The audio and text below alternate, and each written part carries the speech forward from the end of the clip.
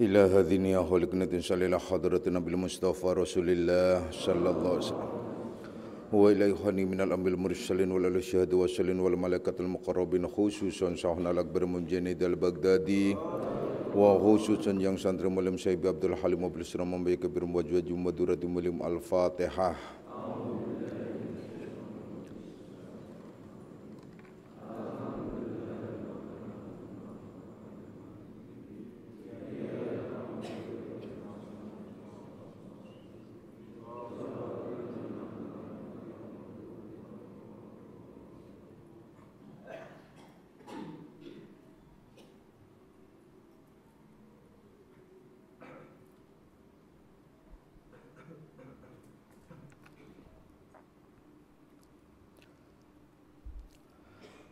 Assalamualaikum warahmatullahi wabarakatuh.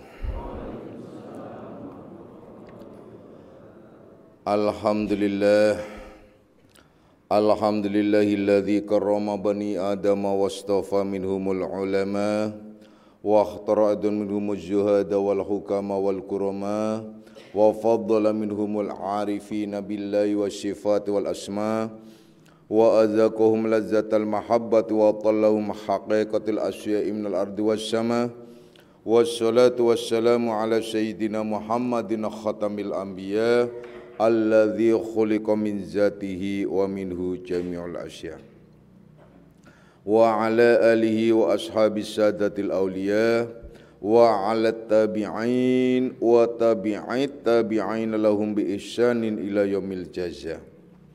Subhanaka la ilma lana illa ma 'allamtana innaka antal alimul hakim wa la haula wa la quwwata illa billahil aliyil azim amma ba'd. Ma'asyiras salikin, kaum bapak dan kaum ibu jamaah pesantren Akmaliyah, anak-anak rohaniahku semuanya, baik yang hadir secara jasmani maupun nafsani, baik yang mendengarkan langsung di pesantren Akmaliyah maupun yang melalui radio online Akmaliyah. InsyaAllah mudah-mudahan malam ini kita bersama-sama mendapatkan limpahan rahmah, maghfirah serta hidayahnya. Amin ya rabbal alamin. Mari kita lanjutkan kajian kita di dalam membahas kitab Syarah Hikam Ibnu Athaillah, di mana pada pengkajian yang lalu telah dibahas tentang al-mutawadhi'ul haqiqiyyu huwa makana nasi'an asyuhudi azamatihi wa tajalli sifatihi, yakni bahwasanya hakikat tawadhu itu ialah yang muncul karena melihat, memperhatikan kebesaran Allah, kebesaran Tuhannya, sehingga terbuka sifat-sifat Tuhannya, yakni sifat-sifat Allah. Jadi tawadhu ya, dalam hal pendapat orang-orang ahli tauhid adalah di mana orang tersebut telah melepaskan diri dari berbagai macam sifat keakuan, yakni sifat-sifat yang menyebabkan dirinya sombong. Tak ada aku, tentu saja ahli tawadhu, karena hakikat orang itu ialah orang yang telah melepaskan sepenuhnya dirinya bahwanya ada sifat-sifat kebesaran Tuhannya, sifat-sifat istimewa bagi Tuhannya.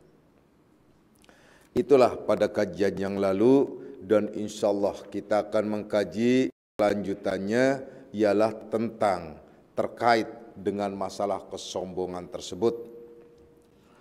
Anak-anakku semuanya, sebelum kita melanjutkan, mari kita jernihkan terlebih dahulu akal pikiran kita, jiwa dan hati kita dari segala macam kekeruhan, dari segala macam persoalan yang nyangkut dan diam di dalam hati dan jiwa kita. Duduk dengan tentram, khusyukkan, dan seolah kalian berhadap sedang berhadap dengan Allah Subhanahu wa taala, di mana Allah sedang mengalirkan ilmu yang bermanfaat ke dalam diri kita, dan insya Allah dengan demikian ilmu tersebut akan menjadi ilmu yang bermanfaat bagi kita dunia akhirat. Amin ya robbal alamin. Anak-anakku semuanya, kemudian dijelaskan la yukhrijuka anil wasfi illa suhudul wasfi. Tidak ada sesuatu yang dapat mengeluarkan, jadi tidak ada yang dapat mengeluarkan dirimu, melepaskan dirimu dari sifat kesombonganmu, sifat keangkuhanmu, takaburmu, illa suhudul wasfi, kecuali jika dirimu melihat syuhud pada sifat-sifat Allah. Tuh kan? Persis seperti tadi Bapak jelaskan, takkan mungkin seseorang itu bisa tawadu kalau masih ada keakuan diri, akunya aku gitu loh. Semuanya aku yang bisa, aku yang bisa menyelesaikan, aku yang bisa menolong. Coba kalau bukan karena aku, kamu itu akan terlantar. Kalau bukan karena aku, kamu itu akan nista. Kalau bukan karena aku, kamu itu dan seterusnya dan seterusnya. Anak-anakku semuanya, camkan ini baik-baik dan hati-hati. Siapapun orangnya, walau dia sebesar ulama sekalipun, kalau tidak mengerti dan memahami tentang ini, tetap di dalam dirinya ada kesombongan, takabur, yang tak ubahnya ia adalah memakai jubah atau sifat-sifat iblis yang menyatakan aba wastakbaro wa kana minal kafirin. Dia enggan karena takabur dan golongan orang-orang yang ingkar. Na'udzubillahi min zalik. Itu yang diisyaratkan sampai Imam Ghazali menyatakan, saya khawatir, kasihan terhadap mereka, para ulama yang mengekali dosa saat matinya. Nah, yaitu yang dikehendaki mengekali dosa, sekecil-kecilnya dosa itu baginya ialah karena belum faham dan mengerti tentang hal seperti ini, sehingga masih membawa sifat takabur, keakuan yang sesungguhnya akhirnya sampai pada ranah syirik.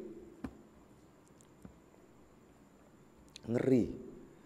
Ini kalau sudah berbicara begini ngeri banget, ngeri. Mungkin kalau boleh ketimbang daripada, ini kalau bila berbicara daripada, makanya akhirnya diberikan perumpamaan, ya, dan sebuah misal, bahkan dirangkai dengan kalimat-kalimat yang kalau menurut saya ini kalimatnya itu spektakuler, kontroversi kalau ditangkap sepintas, yaitu yang sering Bapak jelaskan kepada kalian, ya, bahwasanya orang-orang, ya, yang berbuat ibadah, yang ahli ibadah, tapi dia mewarisi atau menghasilkan atau membuat, ya, dirinya menjadi sombong, angkuh, itu tentu saja lebih utama, lebih baik daripada itu. Lebih baik orang yang berbuat maksiat tapi mewarisi tawadhu. Nah itu. Yang dimaksud apa di sini? Bahwasanya sebenarnya isyaratnya tidak ada artinya dalam bentuk ibadah apapun kalau masih ada bercokol, masih ada di dalam diri itu adalah sombong dan takabur. Itu yang menjadi persoalan. Dan tidak sedikit loh, saya bisa menganalisa, tidak perlu pakai wilayah ruhaniah, cukup dengan analisa ilmu psikologis, analisa dalam menangkap aura pembicaraan. Sering, sebagai contoh begini, saya berdialog dan ada orang baru ketemu. Setelah dialog ketemu, ternyata dia kaget setelah tahu yang sesungguhnya saya itu statusnya apa dalam hal lahiriah. Sebut saja mereka menganggap saya itu adalah kiai atau seorang ulama dan sebagainya. Kagetnya, kok ada ya seorang ulama yang kiai yang begini, artinya kok mau campur dengan kita ini. Nah, itu satu.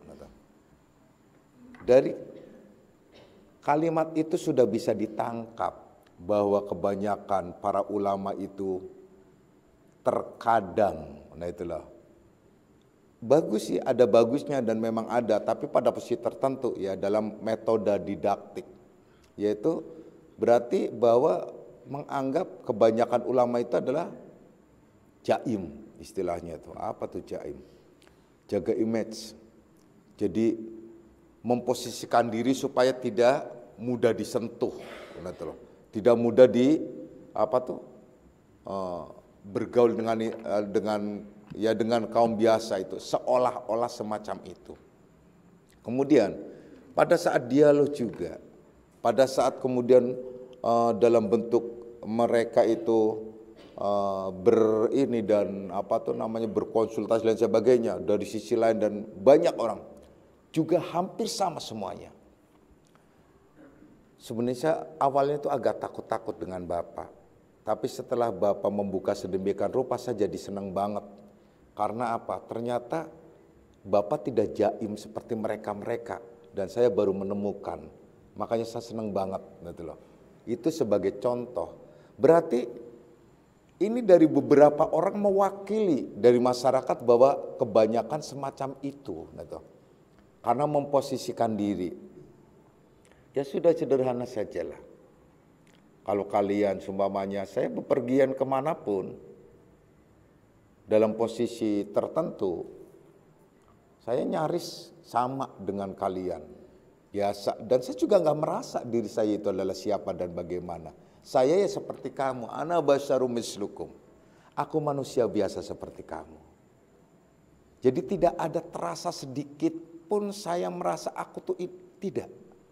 Saya hukumkan diri saya murtad kalau pada saat saya keluar jalan cuma benar samar, enggak. Sehingga saya akhirnya nyaman dan santai seperti mereka, bahkan saya pakai celana pendek tetapi tetap dalam tutup aurat loh ya. Maksudnya bukan celana pendek di atas lutut, celana pendek yang kena celana tapi enggak ngatung juga kayak Wahabi, enggak juga gitu loh. Ya. Enggak ngatung, bukan celana ngatung. Jadi di antara ngatung dan di antara pendek gitu ya, pendek. Jadi enggak juga, artinya ya saya pakai kaos dan pakai topi dan sebagainya. Itu kenapa saya itu mengalir gitu loh. Jadi saya enggak dibuat-buat, artinya saya enggak membuat-buat diri supaya saya kepengin saya supaya enggak sombong, tidak sama sekali. Itu mengalir. Kenapa? Karena telah melekatnya dan menyatunya dalam pengamalan tauhid dan hakikat. Kalian tahu nggak sih? Andai saja kalau sudah saya akan ungkap apa yang saya rasakan. Kalian tahu nggak? Pada saat saya berposisi kemana saja, sedikit pun terlintas saya punya ilmu, saya seorang mursyid, tidak sama sekali. Oleh karena itu, apalagi seperti istri saya kalau jangan heran saya betul kalau Bapak kemana aja tuh orang itu cepat kenal dan kenal semua suara, nyapa semuanya. Dan termasuk anak-anak saya. Suatu saat kalian suatu saat ada kesempatan dan ada rezeki jalan sama saya ajak jalan. Satu tempat di mana saja. Mulai dari tukang sapu, sampai ke tukang toilet, sampai satpam, bahkan sampai owner dan sebagainya, nyaris sama dan kenal gitu loh. Dalam satu komunitas, termasuk ya, termasuk kalian gak usah jauh-jauh lah. Jalan sama saya kembali mau, gak usah lah aja. Dah di mall mana saja, plak supaya saya masuk, itu mesti mereka itu adalah menyambut dan kenal semua. Bukan menyambut karena menghormati. Jadi menyambutnya itu ya karena teman, kayak karena nyatu gitu loh. Teman gitu, akhirnya saya lebih mudah untuk mencari parkir dan sebagainya, sangat gampang banget. Bahkan sampai mereka melanggar aturannya. Kan ada apa tuh, ladies parking. Ada khusus parkir wanita. Kemudian saya disuruh parkirnya di wanita. Jadi mereka menganggap saya itu wanita yang nyetir. Itu sebagai contoh, dan itu sering banget. Sampai yang namanya sampai saya membentak itu karena manggilnya selalu Pak Haji terus kan. Gak ada haji di sini. Kalau mau panggil saya Pak Sholat, nah itu loh. Jangan Pak Haji gitu, karena saya yang suka sholat gitu loh. Mulai satpam dan semuanya. Gitu. Itu disederhanakan. Kenapa? Karena saya menyapa mereka seperti ya saya adalah bahagian mereka, atau saya adalah engkau adalah aku, dan tidak ada pamrih apapun gitu loh. Dan itu mengalir, tidak dibuat-buat. Yaitu tadi melekatnya, apabila kalian telah melekat, menyatu, namanya apa, tauhid dan hakikat dalam pengamalannya, otomatis. Kalau kalian cuma sudah mengamalkan ilmu tauhid dan hakikat tapi ternyata masih angkuh, sombong, kemudian apalagi terhadap istri, terhadap suami, terhadap sanak saudara, tidak pantas, dan memang belum pantas dan tidak layak akhirnya. Tidak layak akhirnya. Itu satu hal-hal contoh bahwasanya, jadi di sini yang dijelaskan bahwasanya la yukhrijuka anil wasfi illa syuhudul wasfi. Jadi tidak ada yang dapat mengeluarkan kesombongan dari dirimu ya, kecuali apabila dirimu telah melihat sifat-sifat ketuhanan, yang berarti tahu. Mungkin kalau orang ulama umum atau sebut saja kiai-kiai yang menguraikan kitab hikam ini dan belum tahu, baru katanya atau jiplak atau copy paste, pasti akan menguraikannya begini. Enggak akan mungkin bisa kalian adalah runtuh sombongnya, kecuali apabila tahu sifat-sifat Tuhannya yang maha besar, yang maha ini, yang berarti runtuh semua kita. Pasti hanya sebatas itu. Coba lakukan, apabila kita sudah melakukan Allahu Akbar, berarti hanya Allah yang maha besar, kita tuh kecil, gak ada. Pasti urainya sejauh itu. Dan itu masih di permukaan, belum pada inti. Jadi orang yang melihat sifat Tuhannya itu adalah pada saat dirasakan dirinya itu tidak ada jeda dan jarak. Kalau sudah tidak ada jeda dan jarak, berarti engkau adalah aku adalah engkau. Itulah hakikat daripada pengertian kal jasadil wahidah. Bagikan satu jasad. Jadi tidak ada jarak. Tidak ada ini, tidak ada beda. Oleh karenanya, sebagai contoh lain ialah Rasulullah Sallallahu Alaihi Wasallam langsung disuruh menyatakan, "Qul innama ana basarum mislukum yuha ilayya wa annama ilahukum ilahu wahid." Jadi sesungguhnya ya, di sini dijelaskan bahwasanya, katakan ya Muhammad, aku ini adalah manusia biasa seperti kamu, basyariahnya. Sedangkan yang membedakan tuh yuha ilayya, wahyu. Dengan kata lain, kalau mau ada pembeda hanya pada posisi ruhania, bukan wilayah lahiriah. Kalau berbicara wilayah lahiriah, kita sama, manusia biasa. Oleh karenanya aku bisa dijadikan contoh olehmu, karena aku manusia biasa seperti kamu. Jadi tidak ada istilah dia kan nabi. Ya tentu saja beda. Dia kan mursyid, tentu saja beda. Enggak ada. Sama pada hakikatnya.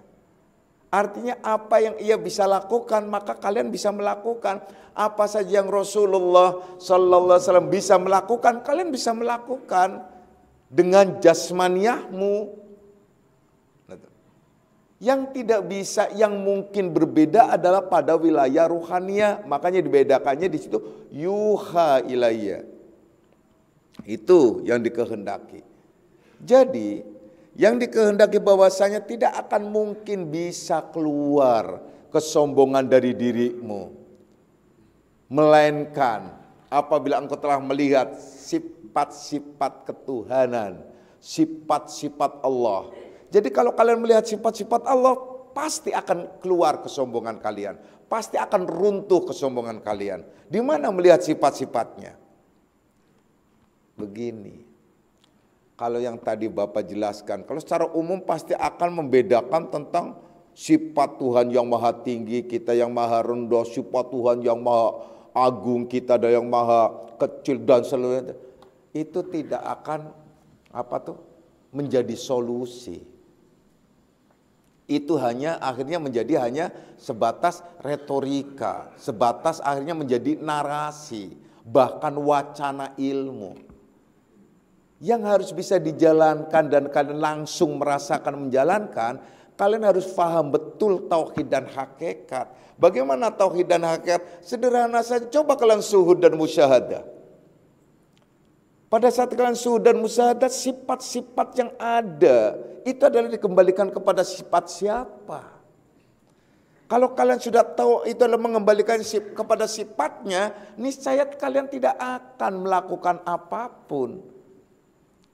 Kalau kalian kemudian bisa keluar masuk, kalian suhud keluar kemudian suhud ke dalam keluar ke dalam, niscaya juga kalian akan merasakan yang sama.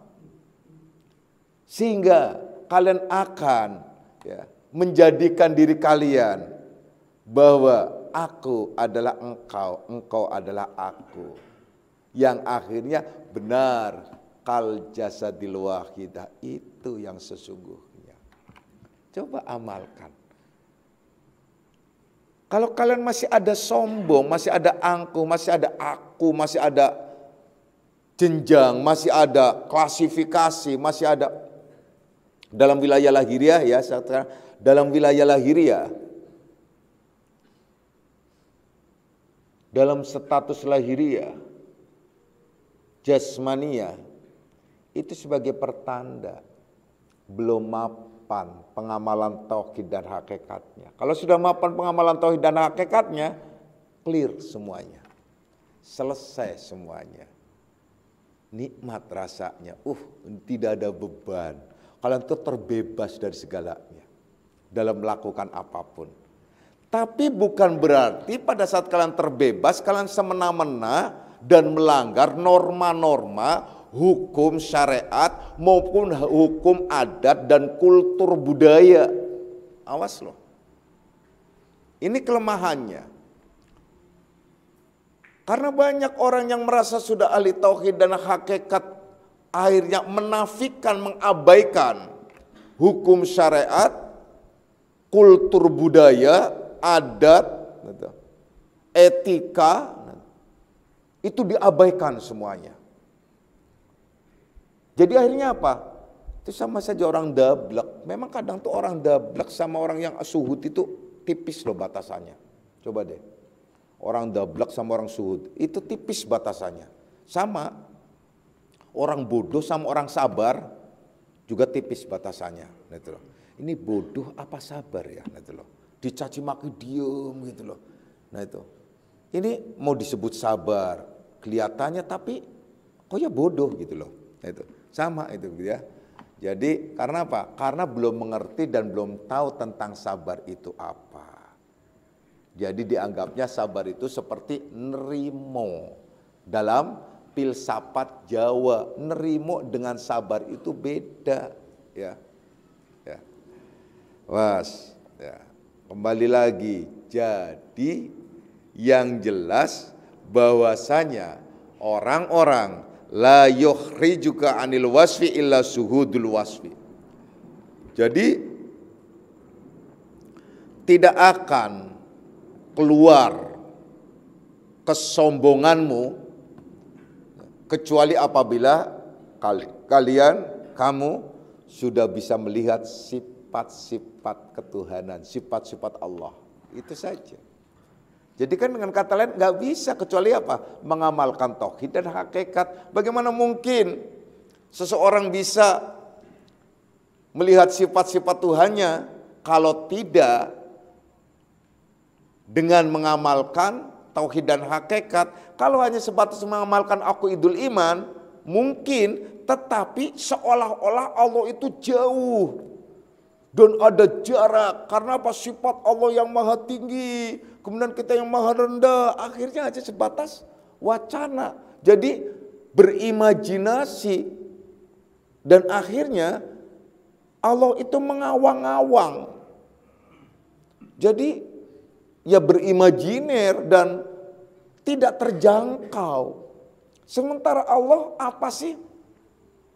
Allah sendiri menyatakan, wa huwa ma'akum aina ma kuntum.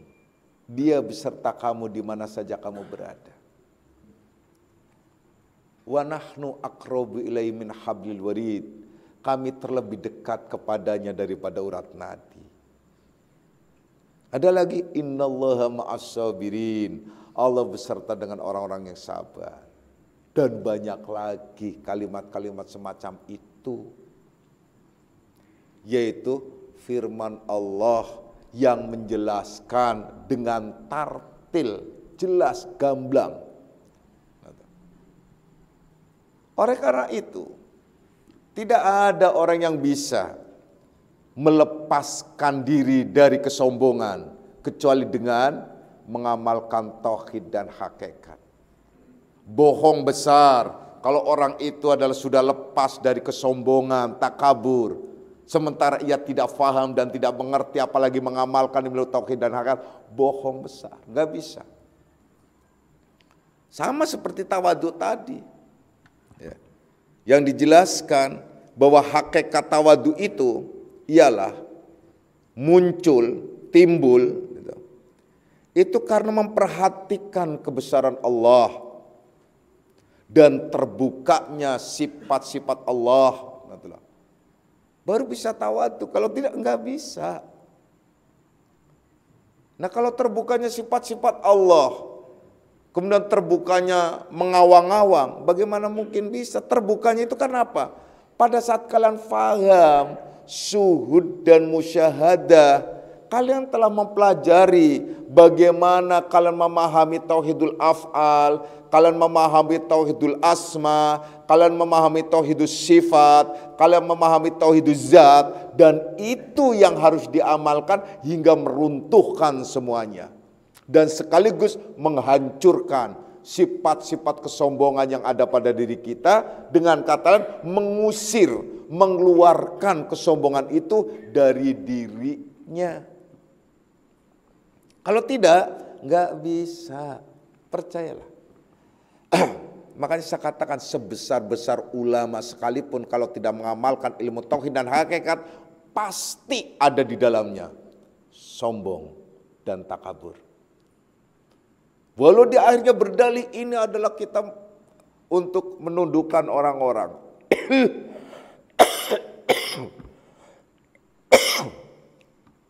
Nggak bisa. Ini demi menjaga image, nggak bisa. Ini demi untuk mendidik supaya murid gak gak culangung. Apa tuh culangung? Itu bahasa itu tuh Sundareang. Atau gak sopan. supaya dia itu adalah supaya dia itu adalah tawadhu atau takzim. Enggak juga, enggak perlu.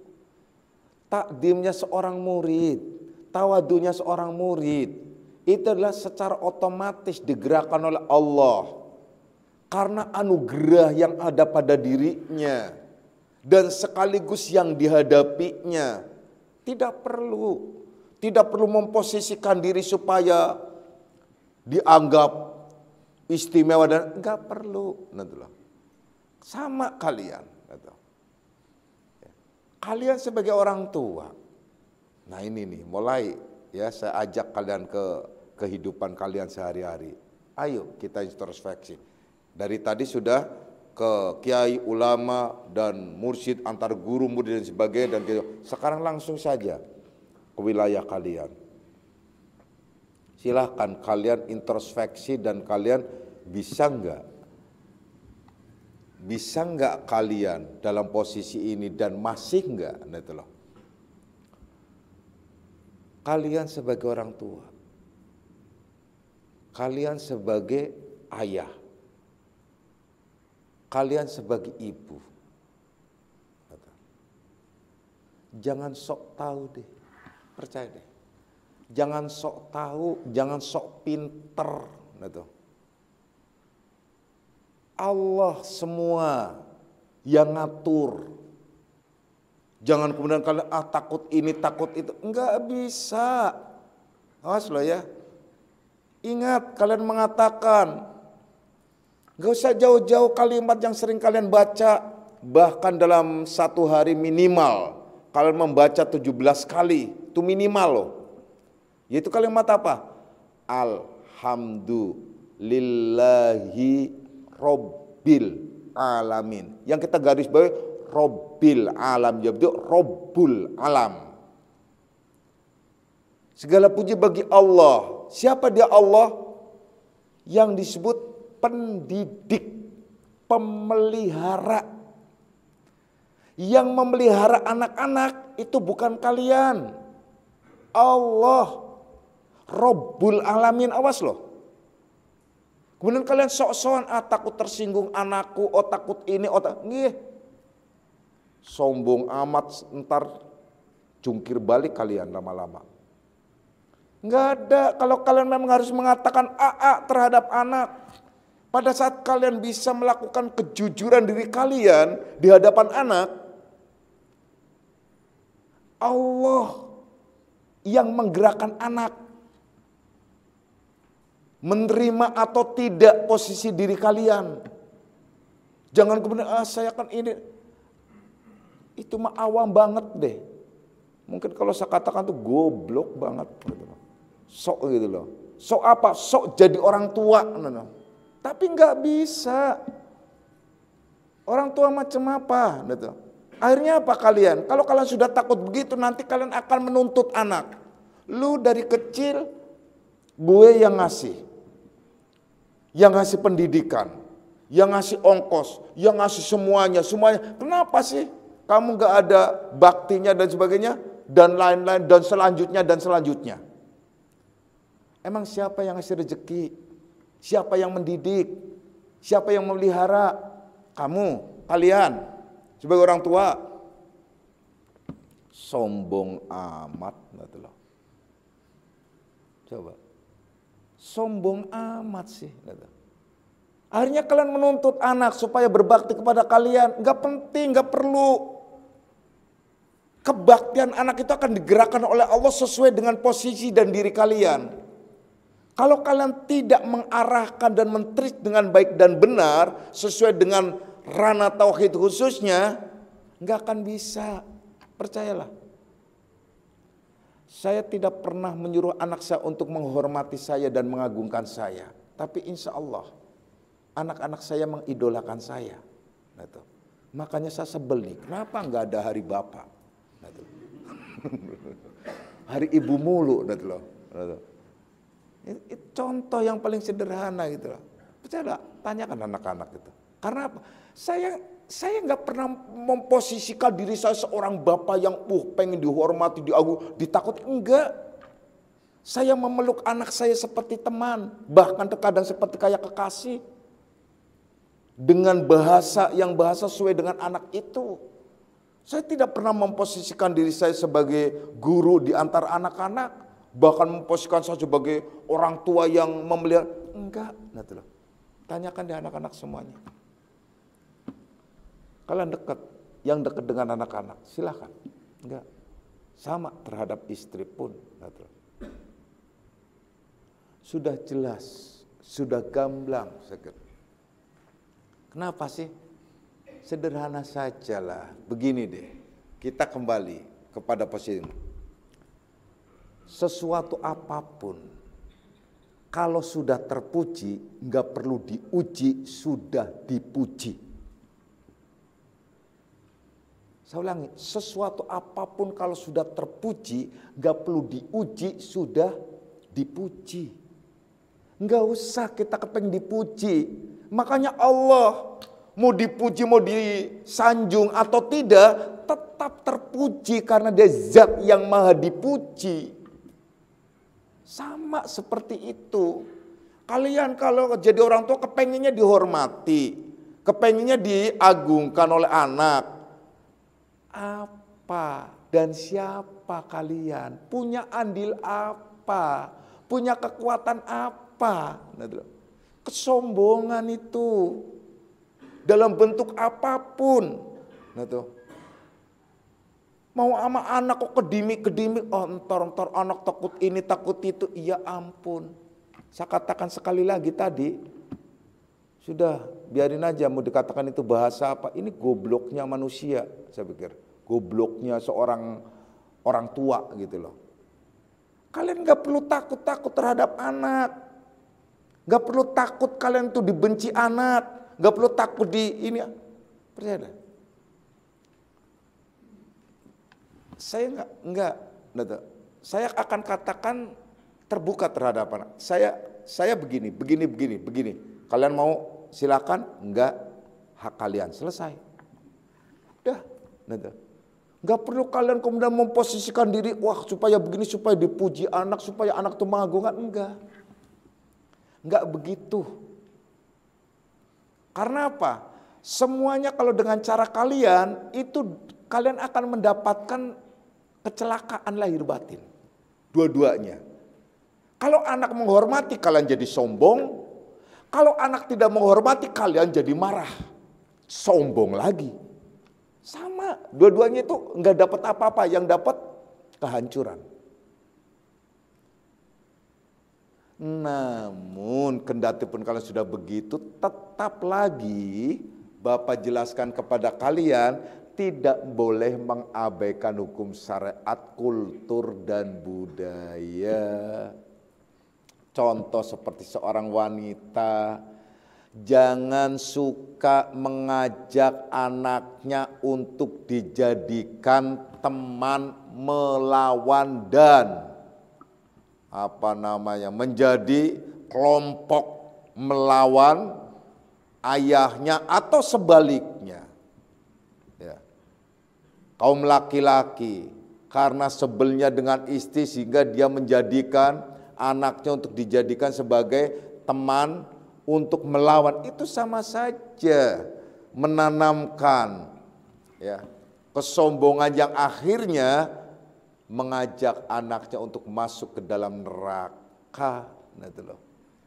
Jadi nggak bisa, kalian tuh nggak bisa menjadi orang tua yang kemudian dengan keangkuhan kalian, dengan merasa metode didaktik kalian dan ini, percaya, jangan, kaum ibu juga jangan.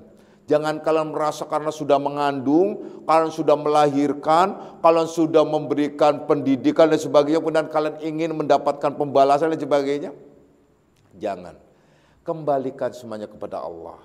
Percayalah, apabila kalian mengatakan terhadap Allah, ya Allah, sebeginilah saya, sesuai dengan kehendak-Mu, saya menerima amanat-Mu dan saya melakukan sesuai dengan apa yang telah Engkau berikan kemampuanku. Nah itu, hanya segini ya Allah, aku kembalikan kepada Engkau. Itu yang seharusnya semacam itu. Begitu juga bagi ayahnya.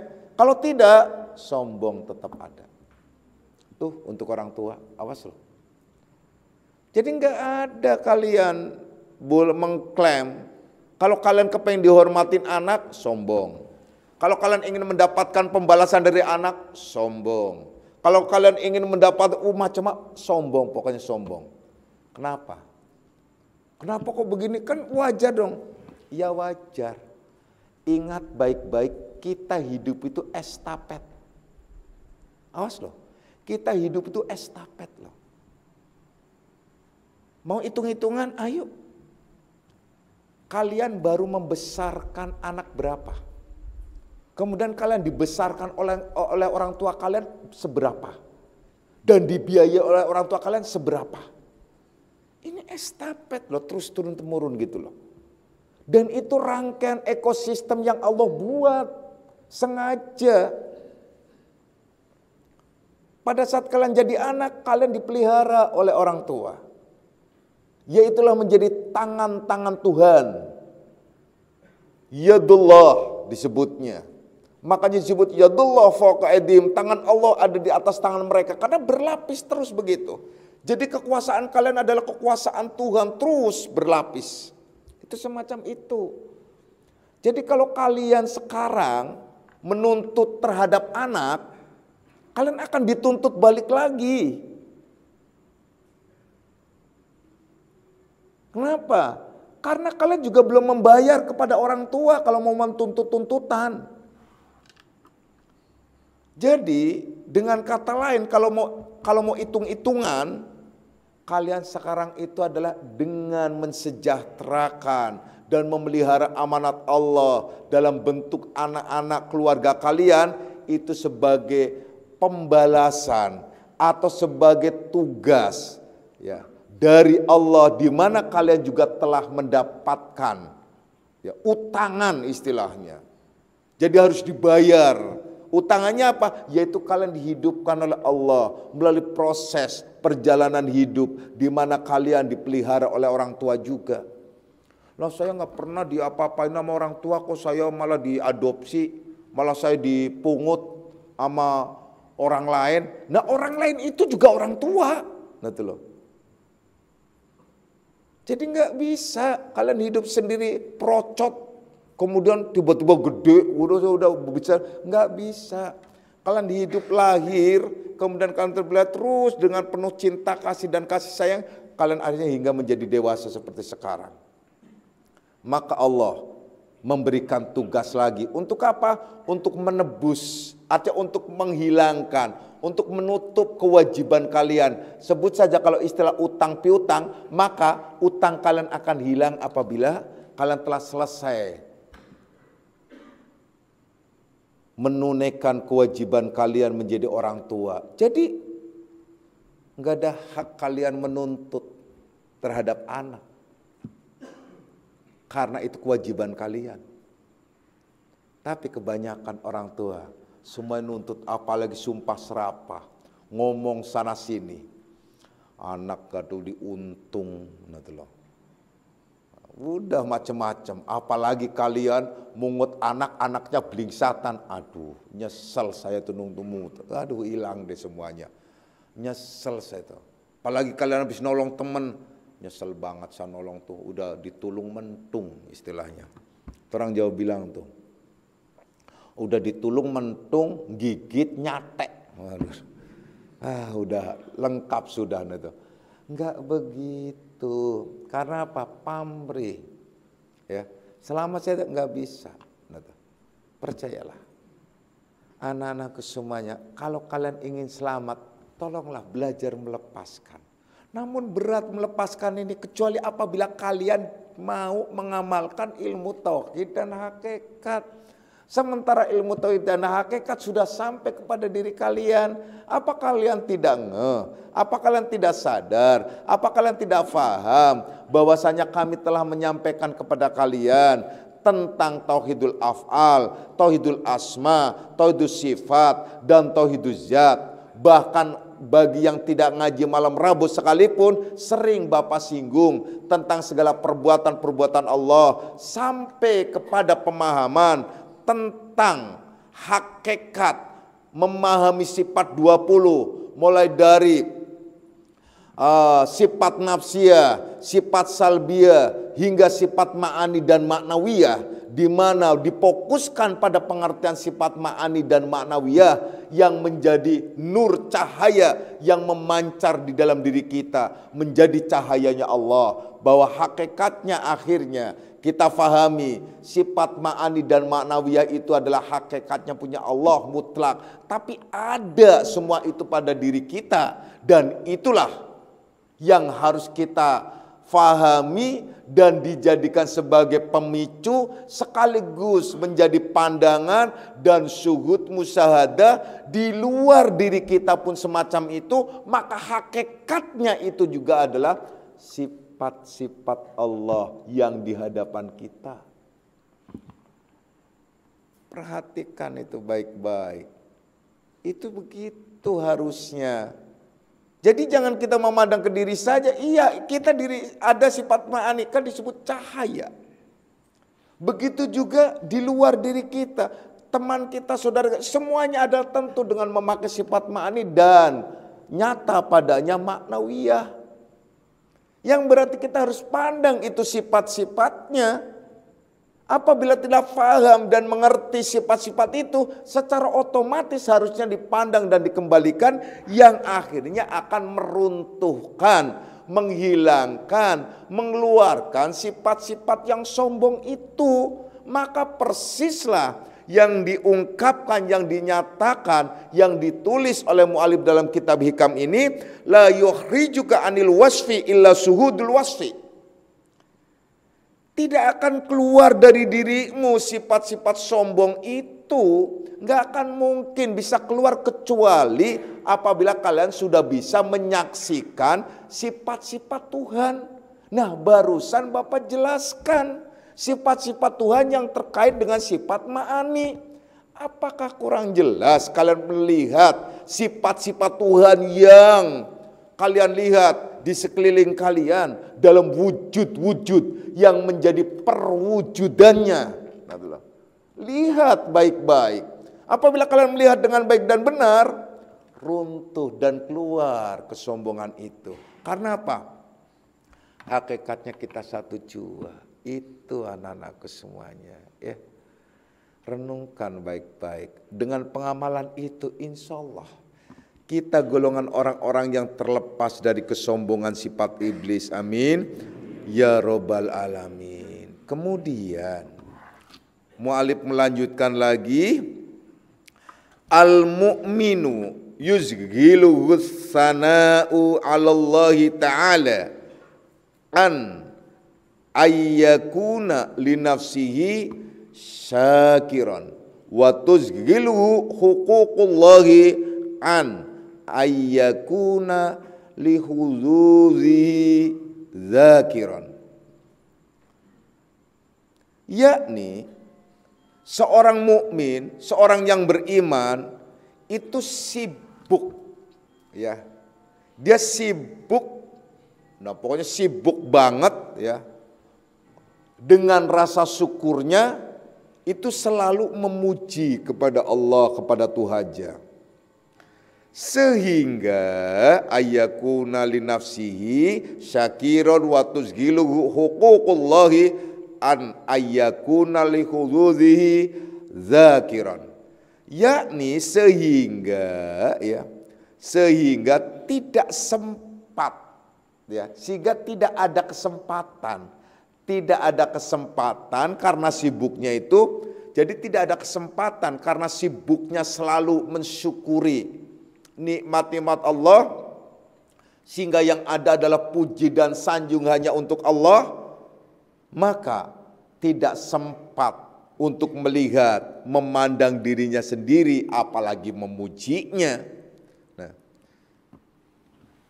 sebagaimana pula kebanyakan, ya, kebanyakan orang itu sibuk, ya, sibuk untuk menunaikan berbagai macam kewajiban-kewajibannya terhadap Allah, sehingga ia lupa tentang kepentingan dirinya yang harusnya dapat dari Allah. Itu sama seperti itu. Jadi nggak sibuk minta sama Allah sementara kewajibannya tidak ditunaikan. Sibuk memperhatikan dirinya tetapi tidak pernah menyanjung dan memuji atau berzikrullah. Hal ini insya Allah kita akan lanjutkan pada kajian yang akan datang.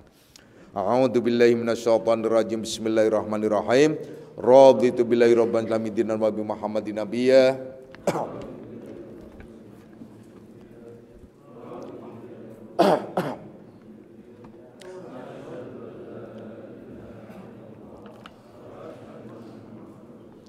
Hadanallahu wa ikum jama'in wal afu minkum. Wassalamualaikum warahmatullahi wabarakatuh.